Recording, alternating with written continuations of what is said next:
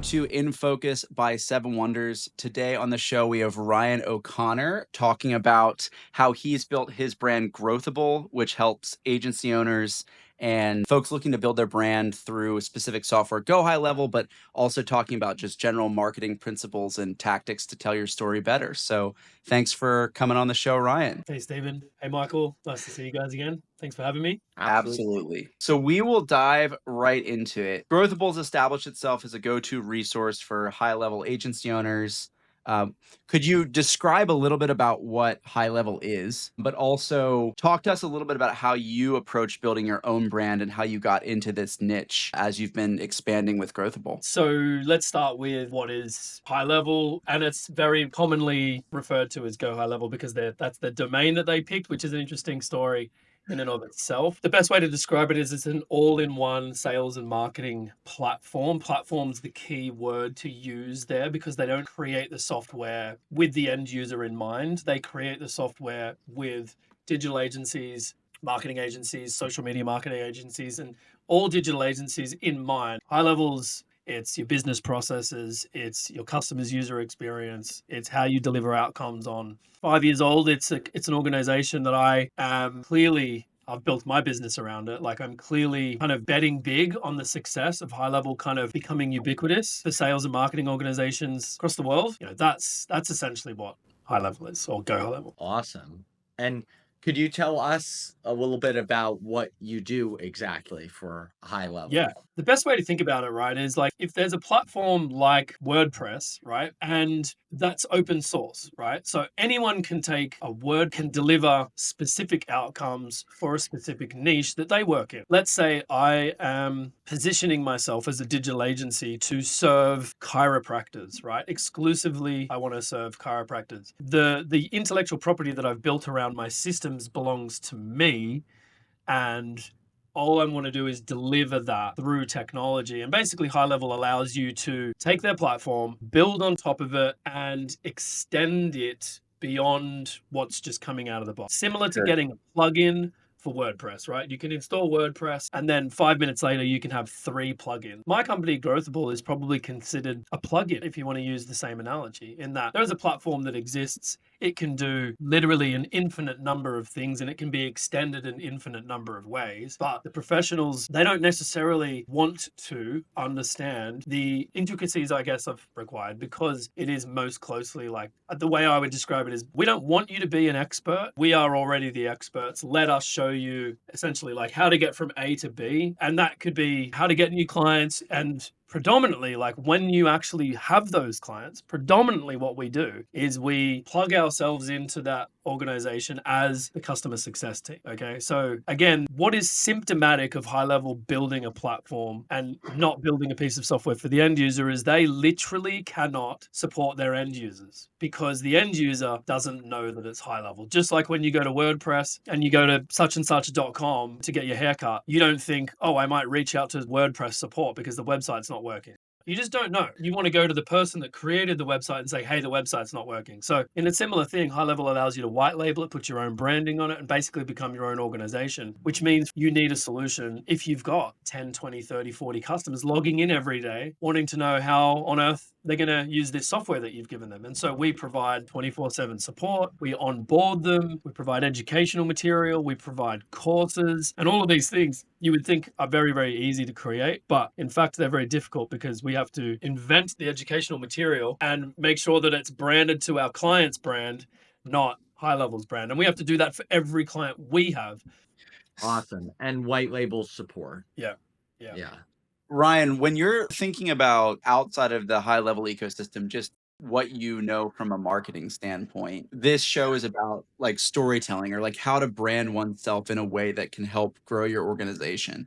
How did you approach like your target customer is marketing agencies? And a lot of times marketing agencies are really good at recognizing storytelling trends or branding. How did you establish your brand, or like what type of story did you tell that was attractive to your early customers? How did that come to be? I knew that I wanted to create the brand. And I knew about essentially, I've walked a mile in my own customer's shoes, right? And so I think that that is always, if you can be in that position, then you have a really big advantage of the brand story or the brand positioning that you would want to create because you have firsthand experience. And some of the best physical products on Amazon or something like that, where someone creates a new yoga mat or someone creates a better way to grate vegetables, those people, if you think about the best type of marketing stimulus that you can get when you're learning about those products, is that these are people that scratched their own itch first, right? And they created a solution to suit themselves. And as a result of that, they were like, I just solved the problem that I have. And I know that there's 10,000 other people in the world just like me. And obviously, you try to maybe have that number be more closer to 1 million people. But if you can solve a problem that suits 1 million people and you can sell a product for $1, that's $1 million idea, right? And so, I love that I had that same experience and that I scratched my own itch in that I had an agency, right? And I was a digital marketer and I was trying to use GoHighLevel and I couldn't support my own end users, right? And yes, there were options in the marketplace, but I didn't like any of the options, right? So I created my own solution to my own problem. The question in being, how do you tell your brand story and stand out? It sounds like the concept is the best experience to be able to do that effectively is to have firsthand experience with the problem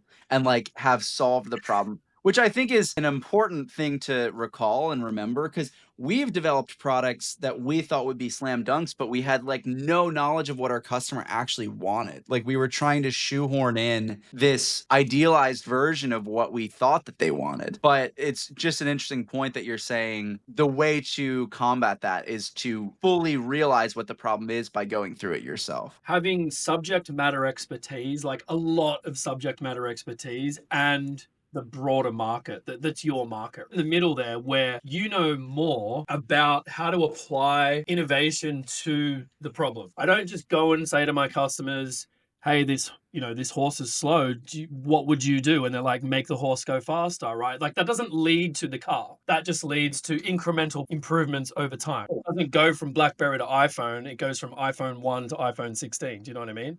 Yeah. So it can't just be a series of, incremental steps. You want to be bringing something that feels like it was a leap, right? For it to be a slam dunk, to use the language that you used, right, Stephen? So, Mhm.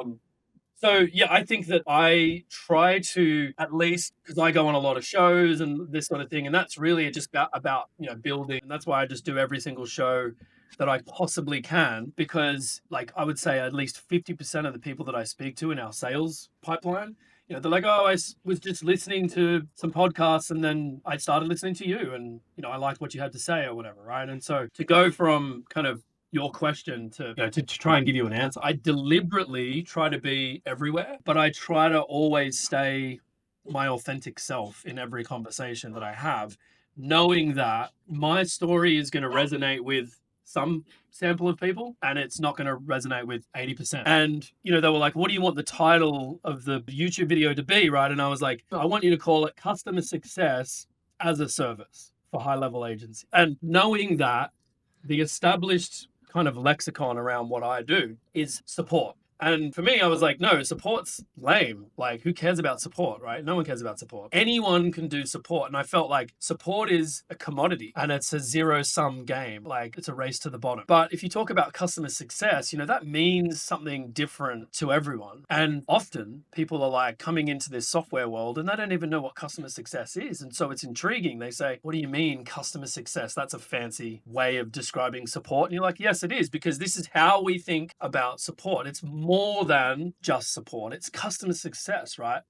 Well, Um, I think that that's interesting just in terms of, well, like this is about brand storytelling, and you bring up something really interesting, which is like word choice, like specific word choice in terms of how your employees perceive your own organization, but also how you want to be perceived to differentiate your brand from your competitors.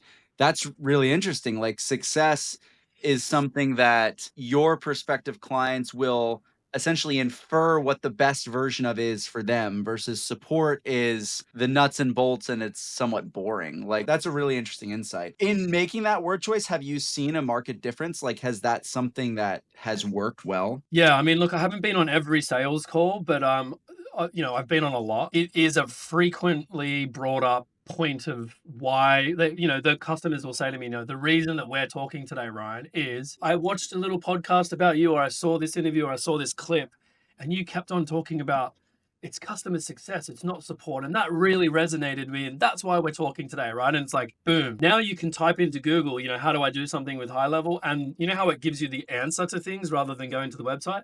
Sure. Its source is Growthable. Even ChatGPT's source is Growthable to answering questions about high level now. And so we were already the answer to how do you do things in high level before we even launched, right? And so we just kept going with the name of the brand would be synonymous with finding solutions and answers to questions related to this product. And again, that was by design, right? Sorry to cut you off. And just to round out that specific thought, what is the extrapolation of that to someone who's not working in high level? Like if you're building your brand, would you say brand yourself as the solution to the problem that your customers want the answer to? Like generally. Sure. That's what we did. Yeah. I mean, that's what I did. Like, I mean, quite literally, so what we do, is we're working with a piece of software, and, software is technical, I guess, if you want to call it technical. And so it's a subject that, that there are people out there that know more than you, right? And so people are searching for answers. And, where are they searching? They're searching for answers on the two biggest search engines, Google and YouTube. And so I knew that even without a product, I just was ranking on page one before the brand even existed, really. And it was just articles that I wrote about how to do stuff with high level, or I'd write a review, or I'd write this or whatever, right? And so the day that we launched, like I already had 5,000 monthly visitors to the website, finding answers to how to do something to thing, right? And then all I basically did was like front page, new front page. Hey, we do support onboarding and this, that, and the other. People continue to search for answers on how to do something for what they do, but now they're hitting a website to get the answers, which also happens to be, hey, we do all this for you, by the way. And Yeah. so It's like tapping into the already. Yeah, you have like a megaphone on your product Right. before you even have a product between the Yeah, yeah. SEO, you do podcasting too, right, Ryan? Like your Yeah. YouTube, you have like a YouTube series that you run. Yeah, so I just started working with a friend of mine, Keaton Walker. He's now my YouTube coach because he's insanely good at YouTube. I think you guys know him. And yeah, what I did initially, and all of my traction really did come from the search piece. And one part, the search engine optimization is like basically being the default destination for answers to something. And then the second thing was, yeah, being a person of knowledge on YouTube about the subject matter. Again, it had nothing to do with support and onboarding, right? Like it was even before Growthable existed, I was doing YouTube videos just like this is pre ChatGPT, pre all the cool thing. It was like, here's a workflow I built because inside of high level, there's a workflow builder where you can build business process automations, right? And so I was like, here's how I did this for this customer and they achieved some really good results. And if you're interested in learning more, you could reach out to me and ask me questions or leave comments, right? And that's all it was. It was not asking for anything in return.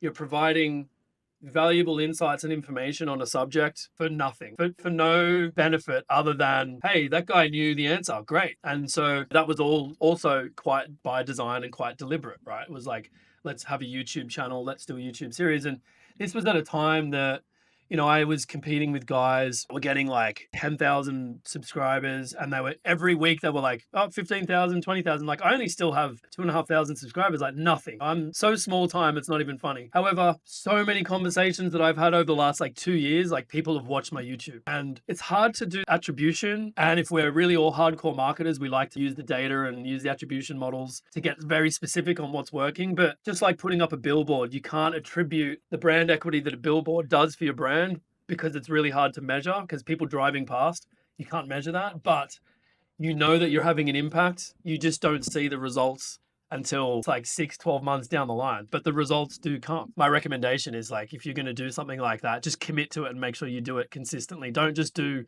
2 videos and give up, right? Like you just got to see it through, right? Absolutely. And speaking of results, what's that award in the background? Can you tell us about that? Oh yeah.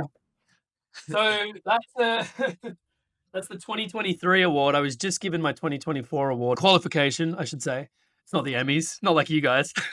This is an interesting story, right? I just bought my wife a soda stream that can do glass bottles as well as plastic bottles, and she's been asking for it for ages. It's like $250. I didn't want to buy it because it's pretty expensive just to have glass soda stream. And yesterday I bought her one with a gift card from GoHighLevel because they sent me a gift card to say congratulations on achieving over 100,000 US dollars in commissions that I got from referring people to GoHighLevel, which, that's not a small that's not a small amount of money. Like that's for me, it's like $160,000, right? In Australia, it's 100,000 in the US. Like I'm sure anyone at this table, so even if I said like, hey, do you want an extra $100,000 next year? You'd be like, of course, right? Like, so it's this program that they have in which, like if you can just get people into the ecosystem and get them subscribing to the software, you can give them a link so that they're under your affiliate program and they pay you 40% recurring monthly commissions, right? And so that award is for bringing like all new people into the ecosystem. And so I got to fly out to Dallas and go and meet the founders and collect the award. And, it's kind of ironic, right? Because they're paying me and they're like, hey, like, here's a reward for all the money we've paid you. And I was like, thanks, right? So, that's what that award is for. And I think affiliate marketing is a whole different thing. I'm not anywhere near as good as like the top guys. Again, Keaton Walker he's done the numbers that I just said, like he's done like 10x that or something like that, but in a short amount of time, right? And he's done that all through storytelling. So he's like such a great guy. But that is definitely flipping the business model of software on its head. GoHighLevel's not got a single salesperson. They have zero sales team. They only create demand for their product through micro influencers, called affiliate. They just say to anyone on the world, they're like, if you can get people to come in and try our software, we'll pay you a commission on that forever. Yeah. And I've never even done anything like that before, right? And so to have an extra $100,000 a year in our back pocket as a result of doing what we do is awesome. Get paid for one of the first guys to join our company's salary. It was absolutely super handy. And some guys in this ecosystem, and girls, I should say, some people treating this like it's a very serious game, and they're making 7 figures per year, right? So I go up and get this little bronze award, and there's guys getting like platinum awards because they're making like over $1 million a month. It's a pretty serious game, and I'm trying to play it. And I'm playing it to the level where I'm on the podium at least, right? I'm not at the top, and I know the game, but I'm actually not very good at that part of it. So yeah. I have a question as a follow-up to what you were talking about, like being present in media, like being on other people's podcasts, creating your own YouTube videos.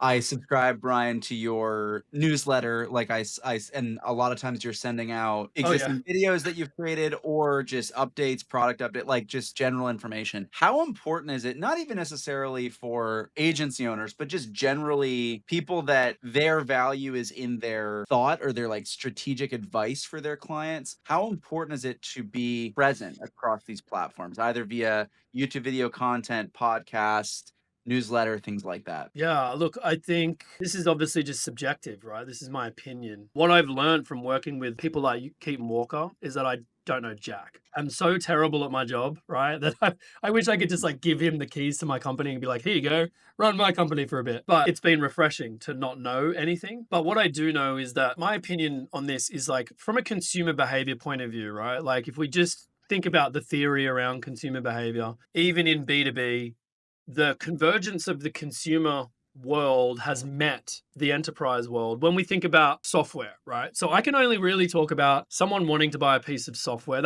I've done that my whole life, right? I don't know anything about someone wanting to buy a yoga mat off Amazon. I can't talk to about, fast moving consumer goods or tangible physical products. But from a software point of view, even if you just use the same theory around consumer behaviors, like people want to basically they'll consume their own educational materials in the way that they like to consume information. So if I know that like my target audience is a sample size of 20,000 people, then in that 20,000 people, I'm going to have a large percentage that like to read things. I'm going to have a large percentage that have an hour commute to work and listen to podcasts. I'm going to have people that stay up late and watch YouTube and people that search, right? And so the reason that we cover all the mediums is that our known audience has different learning profiles, and we want to be present in the learning profiles that they prefer to consume. And so you're being exhaustive in being everywhere. I'm on audio, I'm in your car, come up on YouTube. I'm sending you emails, like, and if you're a reader, you read my stuff and you resonate with what I'm saying. If you're someone that likes to watch YouTube before you fall asleep, I'm there again. You go on a holiday, the first 30 minutes, you're listening to my podcast. That's the point of doing that. Because I think that you miss out on cutting through the noise and really establishing a connection with your future customers if you limit yourself to, say, just doing YouTube videos, right? Because if I don't go on YouTube or I don't watch YouTube videos and I like to listen to podcasts, you've missed the opportunity to connect with me. So that's why I do it that way. I would also maybe build on that and say it's increasingly important to leverage the areas where you are creating to those other mediums, right? Like when you do a YouTube video, it's obviously on a topic that can then be turned into a blog, then be turned into newsletter content. It doesn't necessarily have to be insane startup energy for every platform. It's more about, okay, what's the idea and how am I getting it to my audience? But is there a way I can repurpose it across these different mediums? Absolutely. And as of now, 2024, 25, we have re-engineered our entire marketing department to essentially start the week with a piece of long form. And then it basically gets broken up and chopped up into 500 different pieces of content. We've got this really cool flowchart that I stole from someone. I can't remember who I stole it from, but it's essentially like you start with the one bit of long form and yeah, we're chopping it up, and you guys have this business. So you know exactly what it takes to do something quality. You want to start with a good conversation and then just break it up. Platforms like, it used to be called Anchor FM. I think Spotify bought them and it's called Spotify for podcasters now. You could just go there and you just grab the video file and you just upload it, right? And it just says, cool, well, we'll just take the audio out of that and that's the podcast episode, and off it goes. We've done a bad job. Now we're taking it way more seriously. So now we want to very deliberately take the long form and spend quite a bit of time chopping that up and reusing it for like weeks and weeks and weeks and weeks and weeks, Sure. right? So Sure. yeah, absolutely. Absolutely. A different approach than our typical guest. Yeah. Coming from the SaaS world and marketing, it's pretty cool. The final question I have, Ryan, is mainly about, well, I have two. The penultimate question: what do you see as the future of like marketing for agencies? Like, I understand that when you work with your agency clients, obviously it's customer success, but I also know that you do a good bit of like consultation in terms of how they position themselves too. Yeah. Like, what would you say is like the biggest piece of advice on that front as we are wrapping up 2024, heading into 2025?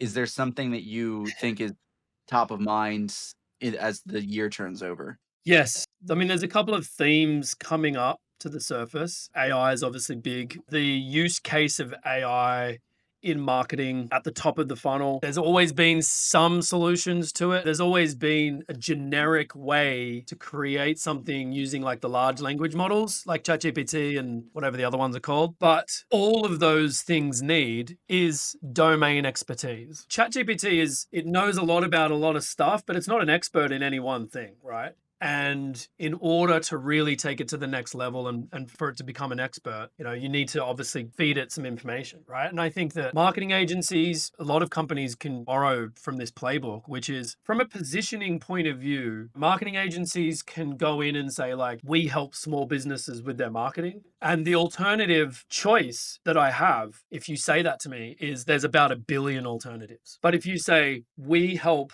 locksmiths with their lead acquisition, nurture, and appointment setting at the top of the funnel in the US, then I know exactly what you do. And there's not that many alternatives, right? Like, so your brand positioning, if you say that, even though you're doing the exact same thing as every other marketing agency out there, is that your customer, the customers that you have just all happen to be mostly locksmiths, then you can say that. And so if I'm then going, all right, well, do I go to the small business guy or do I go to the locksmith guy, right? Like, they only deal with locksmiths. They know my problems better than anyone. And I Googled locksmith marketing company and there isn't any, right? And so you give yourself the ability to have no other alternative or very few alternatives rather than all the alternatives out there by positioning yourself in that way. And the point of that is that bringing your own subject matter expertise to your industry vertical and really knowing it, right? Like, you're not just going into locksmiths and saying, hey, we help locksmiths. And they're like, great. So you're like, no, we have no idea. You could Right. say that, but let's talk about what we talked about before, which is like scratching your own itch. And so in a conversation that I could have with a locksmith, if I say, hey, my family have had locksmiths businesses in their family for 20 years, right? And what I did is I learned the business and then I figured out that I could bring my technological experience and my marketing experience and my locksmith experience to create this beautiful baby of awesomeness when it comes to marketing for these types of organizations, right? And we had really good success here, and here. And so then we decided we'd roll it out to 50 others in the same way, right? That to me becomes a compelling reason for me to do business with you if I'm a locksmith versus if you say, I do small business marketing and locksmiths are on we have locksmiths as customers, but we've also got other businesses as well, right? Like, which one do you think is more compelling to the locksmith in that case, right? So I think that not only is it important to do that type of positioning with your brand, however, that's what ends up becoming valuable to an agency. Like in terms of the value of the agency, you could have the exact same, compare two examples, right? The same example where they're just like, we do small business marketing for local companies. They have 100 customers, each paying $100 a month. I have 100 locksmith companies across the United States, and we have systems that help locksmith businesses achieve more X, Y, and Z, right? A private equity company that wants to get into locksmithing has an immediate route to market by acquiring you and your business and your customer base, right? It's a trade sale, it's worth something. You would be worth 3 times more than the same agency that just went generically for small business because you solve a specific problem for a specific person. And so now someone can buy their way into that market by acquiring you and essentially acquiring your customers. But if you're just a mixed bag of lollies and you've got locksmiths and hairdressers and this and that and the other, you're not valuable to anyone. All you are is revenue, right? So if you think about future value of the organization, it's like, not only do you want to solve a specific problem for a specific set of people, that leads to being valuable to somebody else, down the track, 5 years from now, 10 years from now, wanting to solve their own problems. And they can solve that problem simply by cutting you a check and buying you out. That's a really good insight. I think it ties into what you were talking about earlier in terms of being the authority, especially being present on media outlets. Like if you identify who your customer is and you are the expert on problems for that type of customer, you can build out a process by which to solve their problems, market to those types of people, and also excel in terms of valuation and other areas as well. I don't necessarily know that it means that every agency needs to only work with one No. type of client. I mean, I think that does work. I think like niching down is valuable, but I think it can manifest in terms of the type of product you're offering to a few different types of industries or like the type of problem you're solving. It is a lesson about if you try to cast like a net to literally everyone, it's going to be hard to be the authority for anyone. Yeah. Yeah. And look, there's definitely cases where it's achievable, right? Like if you look at people like Alex Hormozy, Tony Robbins, blah, blah, blah, right? These are mass market people that have the capital and the authority to basically, their audience is everyone. But these are like 1 in a million chance. I think that a common misconception is that because you see brands like those people who are their own brands type of thing, right? You see their success and you're like, well, I should do the same thing. And it's like, no, you really shouldn't, like it doesn't apply to you, right? These are 1 in a million outliers. They've got tens of millions of dollars of capital behind them. And, for me, sitting at home with $2,000 in the bank or something, wanted to start a new business, like my audience certainly is not everyone in the world. It's just Sure. not, you know. Yeah. And if you go back far enough, all those guys, girls, or whatever that generally are mass market people, started serving a specific set of people Yeah. anyway. Well, Alex Hormozy started with gyms and That's like right. workout Yeah. stuff. It's always a nice balance, right? Between you need bottom line success, you need revenue, you need quality customers, and I think that it probably happens without you knowing it. I think the best types of examples, particularly when you think about storytelling, right? How many times do you see an interview with someone on stage at like one of these like startup accelerators, TechCrunch, whatever, right? Where they didn't sit down and go, I'm going to build a solution for these people, right? Like Slack's an amazing example of the best pivot of all time, right? Yeah. Yeah, so that was like a game, right? And they had the the way to communicate inside the game. And it's like, that's the product. Do you know what I mean? And so allowing a certain amount of organic evolution in your business model and who you're serving, right? And being open to finding it, I think is just as important as commercial success, right? Because you still need revenue, you still need to be serving customers, you still need to be learning and growing. But I think as you do that, you then go, hey, I really like working with like the commercial cleaners who just clean schools or whatever, right? They're a high margin, highly collaborative, highly capable type of customer. We should, work with them more deeply. And right, you don't have the solution to them on day one. Because you decide to work with them at a deeper level, you get to know what they do better than anyone, and you develop better, more innovative solutions because of the fact that you worked with them more closely, right? Sure. Cool. Any final thoughts, Ryan, as we wrap up, just to leave folks with? Yeah, I mean, look, if I can be an example of how someone, I mean, there was a few things that I knew that I would do deliberately, right? But like, I would say 80% of the success of my organization, right? And just doing it every single day and just not stopping. And so the biggest probably thing that I think that would have killed my company was that if I just, I didn't get the immediate gratification. And so I was like, yeah, 2 episodes of YouTube. Yeah, I'm done, right? I'm not, I'm not a millionaire yet. Great. Close that YouTube channel down, right? It kind of like, if those are your expectations, then I think your expectations are wrong. I think you basically, if you do anything consistently over and over and over again, like the results will come. I think you just need to be open to what the results might be. And they might be different from what you kind of thought they were going to be. And it's just like, just keep following the path, right? And where it takes you, right? But keep showing up and doing YouTube content, keep writing content, keep doing podcasts, keep doing it all, right? And you are being listened to by someone. Even like in the early days of content creation for myself, it was like umming and ahhing on whether you were going to post something or not, right? And it's like, we have these crappy live demonstrations that we had running, and it was like, even that the crappiest crap live demonstration video that we could ever put together has sold more than the one that we didn't put out. You know what I mean? Because it didn't exist, right? So, because you guys have a craft around content, right? And video and all that sort of stuff that you've obviously perfected. But for guys like me who there's marketing experience, right? But my experience isn't, creating content, right? And like, I only just bought a camera 3 months ago, right? Before that camera, right? I was on like a $50 USB crap camera, my microphone didn't work and all that stuff, right? And it's just like, even just on the laptop, I had comments on my YouTube channel saying, your keyboard's too noisy, because I was using a mechanical keyboard from my gaming days of when I was younger. Like, I didn't upgrade any of my stuff, but like those videos established a relationship between me and plenty of other people who didn't care about the keyboard noise. And yeah, so it's like, you should be embarrassed by your version ones of your content, right? Definitely. But as long as you keep going, growing, and evolving it, I think that's my biggest piece of advice is like, don't try and do Emmy award winning stuff on day one, right? That's what you have us for, to help you. That's right. Yeah. If I wanted to do that, I would just go and get you guys to do it, right? So, Actually, yeah, I'm gonna tack one more question on if you have yeah, 30 seconds. But like, yeah, it's interesting. One of the areas that we're getting into, Ryan, is this type of arrangement, this type of video podcasting as a service for yeah, corporate client and potentially high level agency owners, whomever needs it to represent themselves as the authority on a specific topic.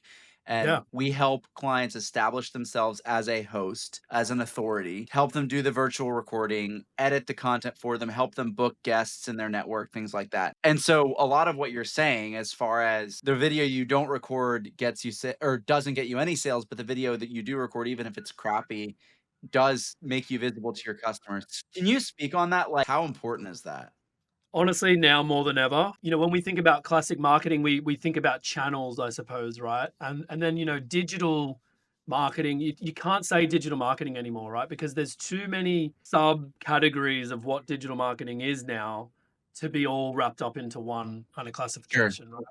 So video as a channel, like, who are we kidding? Like, it's the most important channel, right? Come on. And it pains me that it is, because I'm not a video producer. I don't want to be doing content. I mean, I don't want to have to spend all day, every day doing podcasts and things like that. And it's not that much of an investment in terms of time, right?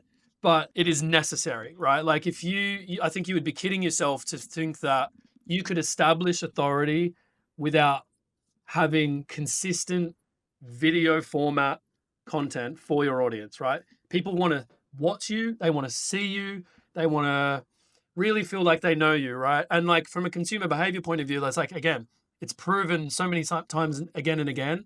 I'll get on a sales meeting and they're like, "Oh, Stephen Skill." Like, wow, I'm having a little bit of a like surreal moment here because I've watched so many of your YouTube videos. Like, you don't need to sell me because I've already watched you multiple times. I just came to check that you were a real person.